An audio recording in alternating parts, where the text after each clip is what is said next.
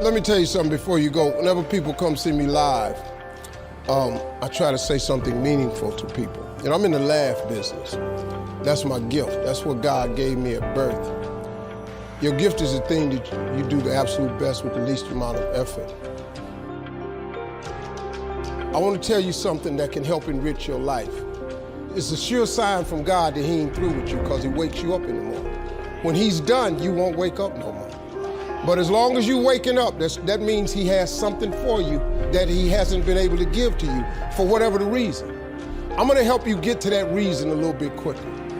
I wanna tell you something that I learned that changed my life.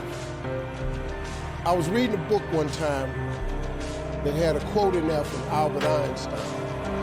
And Albert Einstein said, "Imagination is everything. It's the preview to life's coming attractions." If you think about that, that's a really, really true statement. Because everything you see in this world came from somebody's imagination. Everything. Somebody was talking on the phone one day, on that wall phone, connected to the cord, and tried to walk and it didn't go no further. And he wanted to just go outside and get something out the car. Somebody said, "You know what? I wish I could take this phone outside." Everybody in here got a cell phone. It was in somebody's imagination. Somebody imagined that. Somebody imagined everything. Somebody got tired of walking. Somebody got tired of driving cars. Somebody said, "We're gonna fly." You're not finna fly. Everybody in here have been on a plane. See, your imagination is the evidence of things not seen. You know why they call it the evidence of things not seen? Your imagination, you the only one can see it. You're the only one can see it. See, so all this stuff you've been imagining was not some hocus pocus. When you imagine stuff, it's actually God showing you a preview of a coming attraction he has for you. That's what your imagination is. Why do you keep imagining yourself with a second home? Because God wants you to have a second home. Why do you keep imagining yourself in a supervisory capacity on another job? Because God really wants you to have that. Why you keep dreaming of opening a business one day? That's because that's what God really got for you. And he put it in your imagination. The problem with your imagination, though, is you tell it to the wrong people. If you want to kill a big dream, tell it to a small-minded person. You can't, oh man. Think about this in your life. How many times have you had this really incredible idea and you took it to your family and your friends?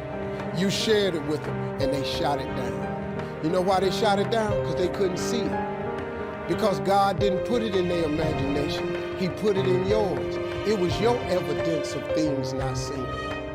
See, all this stuff you've been imagining, you ought to start working on it. Because that's what God really got for you. Your real life is in your imagination. I'm here to tell you that. You think I'm here by accident? I'm here because he put this in my imagination when I was 10. When I was 10, he showed me I was gonna be on TV. That's all I ever wanted. The assignment when I was in the 6th grade was, everybody write their name on a piece of paper and write what you want to be. You know what I wrote on my paper? I want to be on TV. Now, the problem I had, though, was I used to suffer with a serious stuttering problem. I couldn't talk outside my house. I stuttered for years. I flunked out of school. I'm on my 3rd marriage. I lost everything I ever owned twice. I've been homeless and lived in a car for 3 years. But at 10, though, I wrote on a piece of paper, I want to be on TV. So the teacher went around the room and read everybody's paper. Had you stand up when she called your name, and the only assignment was your name and what you want to be. Doctor, lawyer, dentist, basketball player, football player. I wrote I want to be on TV. She saved me for last. She said, "Little Stevie, come to the front." Now I'm thinking, I'm going to the front because I got the best answer. Because ain't nobody had put that on their paper. She called me to the front. I'm thinking I'm finna give me a gold star. But I was wrong about that. She called me to the front to humiliate me. First of all, you know I can't talk. I suffered with stuttering stammer so bad, man. I couldn't talk at all. And that lady lit in on me. Why did you write this on your paper? Now I'm standing there, I can't talk. Who in this school ever been on TV? Who in your family ever been on TV? Who in this neighborhood ever been on TV? I'm crushing, man. I'm standing there dying. She said, look at you standing there. You can't even talk. How they gonna put somebody like you on TV? So every Christmas, I send her a flat screen TV. Because I don't want her to miss me. I do not want her to miss not an episode of me. Because I wanted her to see what God had done for me. The fact that you couldn't see it, it wasn't for you to see. He put it in my imagination.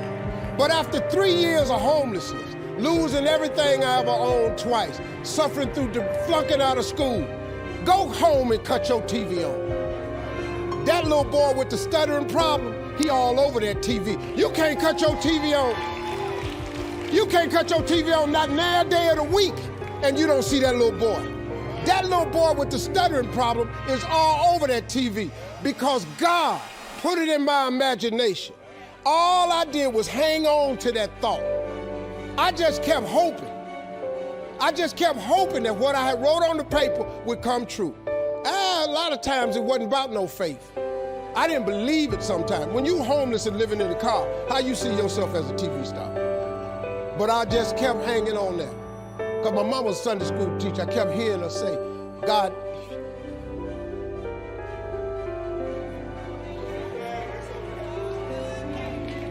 God didn't bring you this far to leave you. God didn't bring you this far to leave you. Why do you think he keeps waking you up? Because he got more for you. He got way more for you. He got plans for you. But he needs your faith. He just needs you to call on him. He needs you to dust off your imagination and just go for it. You got to try. Quit waking up thinking you ain't got no say-so in your life. You have a choice in this matter.